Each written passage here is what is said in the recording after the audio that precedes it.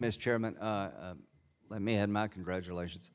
You're going to be President Trump's ambassador to the United Nations, not mine, not anybody else's. So your job is to represent the administration's points of view. Do you agree with that?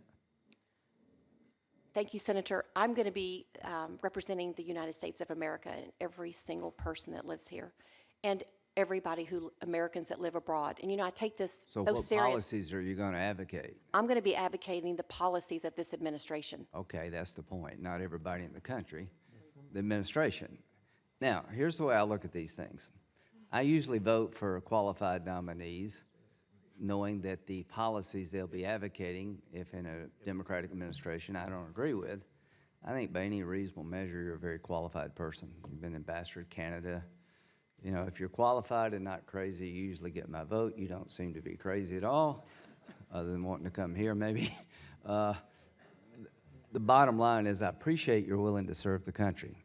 And you got to understand that the policies that you will be asked to advocate, sometimes all of us will disagree, and that's not the test for me. Is, are you capable of representing our country with dignity and intellect? Yes.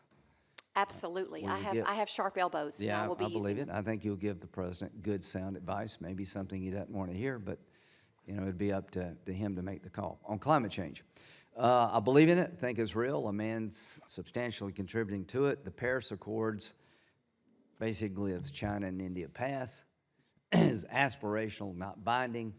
I don't blame Trump for getting out because the agreement was pretty one-sided. Do you agree with me, no matter what we do in the United States, if China and India, they don't up their game, doesn't matter? I strongly believe in the fact that the U.S. has become a leader without My being. question is China and India, do they emit more carbon than we do? I understand at the moment, yes, they do. And I also understand that while they did commit to the Paris Agreement, Yeah. as you well know, go, they were go not read serious. the agreement. They didn't commit to much.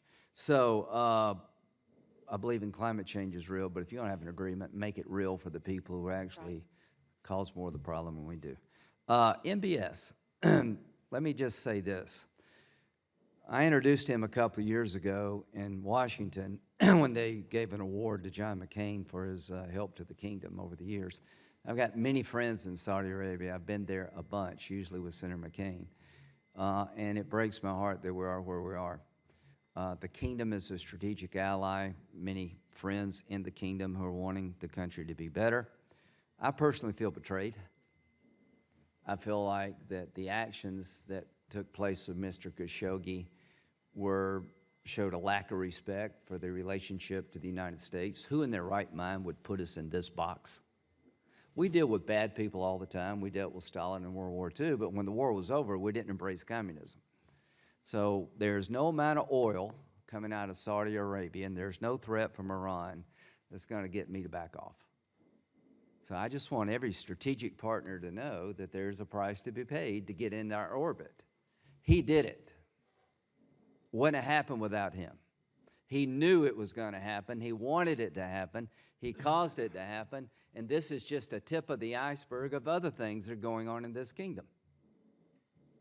So to my friends in Saudi Arabia, you've lost me. You got nobody to blame but yourself. If you want a normal relationship with the United States, try to act normal. And what's going on in Saudi Arabia is not normal. Some teenagers facing being executed because he tweeted or something. It's just crazy stuff.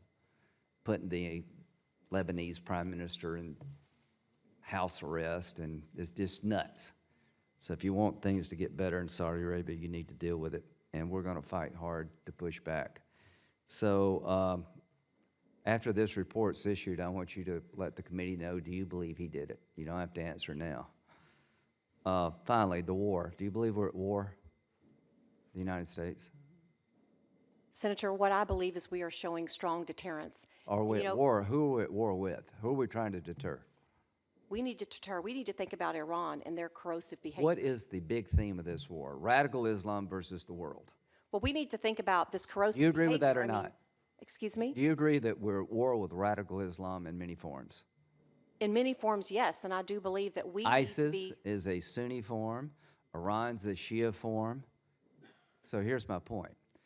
The budget of this administration reduced the State Department's budget. The budget of the State Department was reduced by 20-something%. How do you win this war without investing in the lives of others? I've been to Iraq and Afghanistan 54 times. If you think you can kill your way out of this mess, you don't know what you're talking about. So how do you take soft power off the table and win what is an ideological struggle? Do you agree with me that the most devastating thing we could do to radical Islam is to build a small schoolhouse in a remote region, educating a young girl and giving her a say about her children and a hope for a better life? That will do more damage than a bomb dropped on their heads. You know, we care about it. These are humans. These are Well, people. why did we reduce and- our budget by 20-something%? You know, we are asking for people to step up and share this We burden. step down? And Is the no, world we- safe enough for us to step down? No, sir. We are leaders within the United Nations, and we are leaders around the world.